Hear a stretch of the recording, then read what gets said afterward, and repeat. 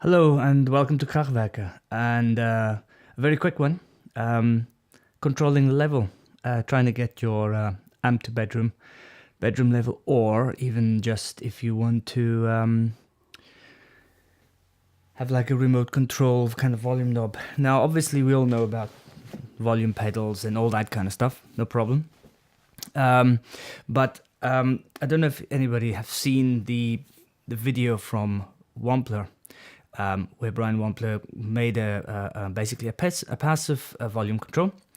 This volume pedal sits in the effects loop, and basically that allows you to use your whole preamp section of your amp at its loudest, whatever you want to do with it. And then there is a passive volume control right in the loop of the effects loop, which you can then turn on and off. Basically that then allows you to control the volume of the signal between the out and in of the effects, so effects send and effects return. This obviously allows you to control how much input is coming into the power amp, and therefore quite nicely be able to control the loudness of the amp.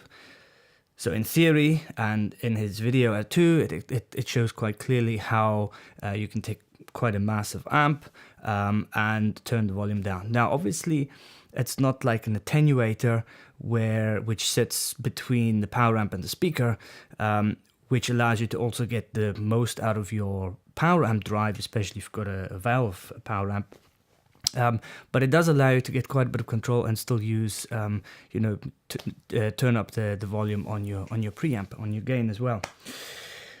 So I built this wee guy ages ago, and it is exactly the same thing, but I built it for a completely different purpose. I run two amps, one signal, and I split the signal. And the reason is I just like to get that kind of stereo-y effect. The problem is that you don't want to walk to each amp every time to turn the volume up or down to try and get the levels correct. So what I did was I made a really basic little volume pedal here, show you, and all it's supposed to do is go in between my pedal board and the input of the guitar. That means that if one amp's louder than the other, I can put both amps nice and loud and then turn down or turn up one of the amps just to balance the two out. It's really just for rehearsal session, stuff like that, saving me to walk backwards and forwards. So obviously when I saw the video from Wampler, I thought, well, this is flippin' awesome. Actually, for playing in the house, putting in the effects loop is much better. So what I've decided to do, firstly, is test it out, and I'll show you how this works. It works really nicely. But more importantly, I'm going to build a few of these. I'm going to build 4 prototypes of these as cheaply as possible. So plastic casing, because you're not going to step on these, so these can be hidden, can be dragged around. The small plastic casings are fairly solid anyway, but good pods and good jacks. I'm trying to see if I can get these down to about 20 pounds. So the last parts are arriving today. So I'm hoping to have a couple built up by the end of next week. But I'll give you a quick demo of how this works. So the first thing we need to do is plug them in. Basically what we're doing is we're looking at the amp here. So pedal board goes in, normal high gain, and then here is the effects send and return. And we're going to put, let me just get this right, this is in, so mine is now obviously the other way around because it was designed for a different purpose. Plug in,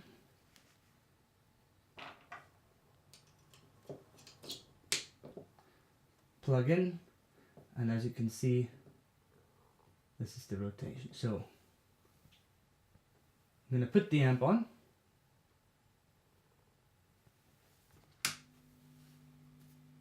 You should hear it.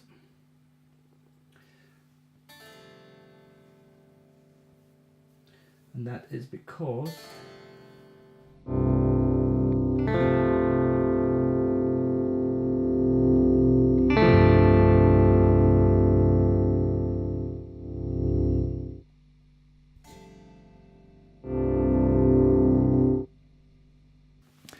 So as you can see, in this way you've got precise control over your volume.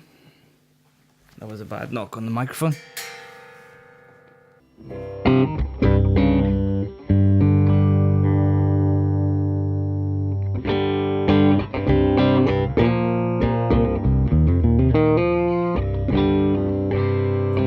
So,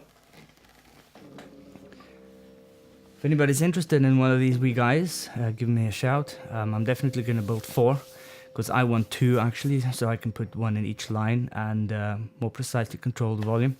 I don't use the power amp as a means of gaining tone. I do everything in front of that and with preamp, so I don't really care what happens after that. So, there you go. Thank you for watching.